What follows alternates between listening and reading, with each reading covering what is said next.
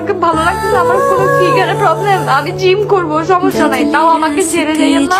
2022 সাল সুমাইয়া তথা মাশাআল্লাহ আপু তখন সোশ্যাল মিডিয়ায় বেশ জনপ্রিয়। তার ভক্তের তালিকায় একজন বিশেষ মানুষ ছিলেন নওয়াজ আহমেদ। একসময় সেই ভক্তি ভালোবাসায় রূপ নেয়। সাহস করে নওয়াজ আহমেদ সুমাইয়াকে বিয়ের প্রস্তাব দেন। তখন সুমাইয়া সোজা ও পরিণতভাবে বলেছিলেন, আমাকে বিয়ে করতে চাইলে আগে আমার পরিবারের সাথে কথা বলতে হবে। নওয়াজ তখন ছিলেন দুবাইতে, কিন্তু ভালোবাসার টানে একে একে সুমাইয়ার পরিবারের সবার সঙ্গে যোগাযোগ করেন। প্রতিটি কথায় তিনি প্রমাণ করেছেন এই সম্পর্ককে তিনি শুধু অনুভব করছেন না, সম্মানটাও করছেন। এরপর একদিন দুই পরিবারের দেখা হয় এক রেস্তোরাঁয়। আলোচনার টেবিলে উঠে আসে বিয়ের বিষয়টি। পরিবারের আলোচনায় স্থির হয়, যখন নওয়াজ দুবাই থেকে দেশে আসবে তখন অনুষ্ঠান করে সুমাইয়াকে তুলে আনা হবে তার ঘরে। তখন আপাতত তারা শুধু কথাবার্তা চালাবে, পরিচিতি হবে, ধীরে ধীরে তৈরি হবে বোঝাপড়া। কিন্তু এখানেই প্রথম বাধে সমস্যা, কারণ সুমাইয়া ছিলেন অত্যন্ত পর্দাশীল, ধর্মভীরু এবং আত্মসম্মান বোধ সম্পন্ন একজন নারী। বিয়ের আগে ছেলের সঙ্গে অহেতুক কথা বলা তার কাছে গ্রহণযোগ্য ছিল না। আর এই জায়গা থেকেই শুরু হয় প্রথম টানপোড়েন।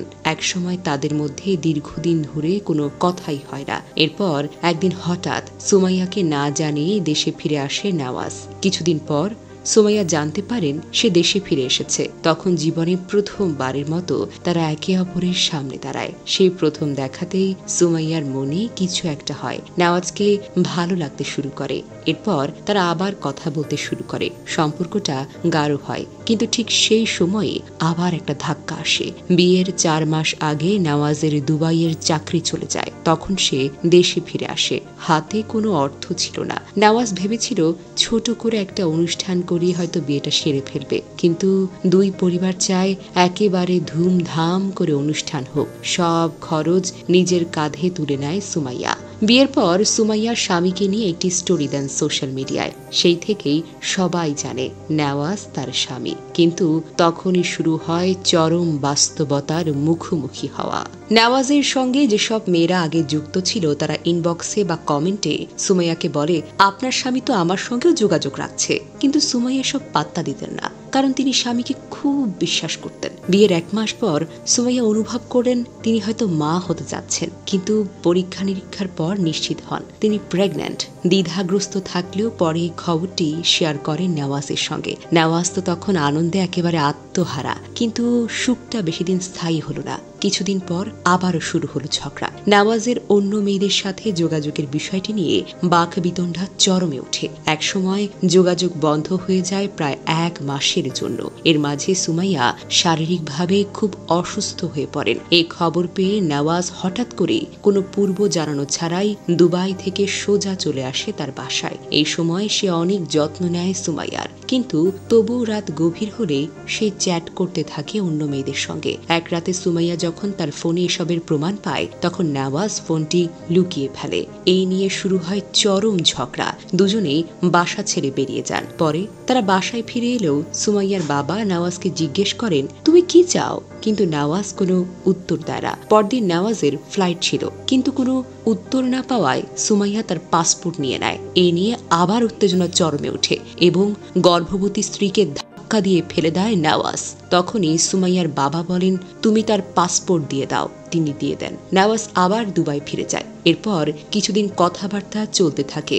আবার পরক্রিয়ার কারণে সম্পর্ক টালমাটাল হয়ে পড়ে। অবশেষে সুমাইয়া জন্ম দেন এক ফুটফুটে কন্যা সন্তানকে। নওয়াজ দেশে আসে, কিন্তু তার পরিবার খুশি নন মেয়ে সন্তান নেওয়ায়। তারা যৌতুক না দেওয়ার কারণে সুমাইয়াকে মানসিকভাবে করতে থাকে। নওয়াজ নিজের স্ত্রী ও সন্তানকে তার পরিবারের বাসায় নিয়ে যেতে দেয় না।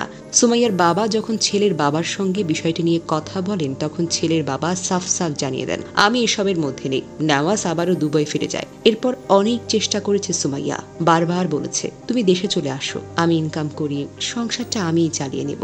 মাশাআল্লাহ, আপু ছিলেন একজন স্বাবলম্বী বিজনেস ওম্যান। আবারও শুরু হয় সন্দেহের খেলা। এইবার জানা যায় নওয়াজ সম্ভবত সুহি ইকবাল নামের এক মেয়েকে বিয়ে করেছে। তাদের দুজনেই এই কথা বলে, কিন্তু বিয়ের কাগজপত্র কিছুই সুমাইয়ার কাছে নেই। সবচেয়ে বড় ধাক্কাটা আসে তখন যখন সে জানতে পারে নওয়াজ তাকে ডিভোর্স দিয়ে দিয়েছে। কিন্তু আশ্চর্যের বিষয় হলো সুমাইয়া তো এই খবরটা জানেন তার ফলোয়ারদের মাধ্যমে।